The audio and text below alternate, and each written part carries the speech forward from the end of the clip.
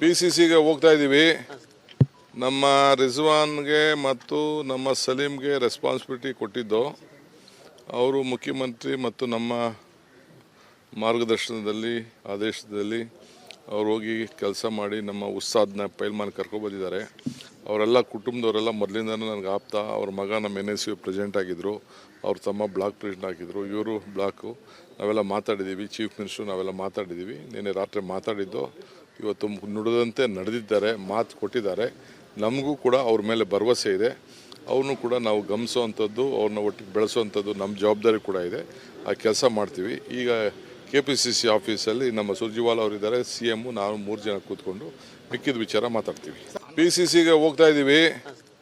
ನಮ್ಮ ರಿಜ್ವಾನ್ಗೆ ಮತ್ತು ನಮ್ಮ ಸಲೀಮ್ಗೆ ರೆಸ್ಪಾನ್ಸಿಬಿಲಿಟಿ ಕೊಟ್ಟಿದ್ದು ಅವರು ಮುಖ್ಯಮಂತ್ರಿ ಮತ್ತು ನಮ್ಮ ಮಾರ್ಗದರ್ಶನದಲ್ಲಿ ಆದೇಶದಲ್ಲಿ ಅವ್ರು ಹೋಗಿ ಕೆಲಸ ಮಾಡಿ ನಮ್ಮ ಉಸ್ತಾದ್ನ ಪೈಲ್ಮಾನ್ ಕರ್ಕೊಬಂದಿದ್ದಾರೆ.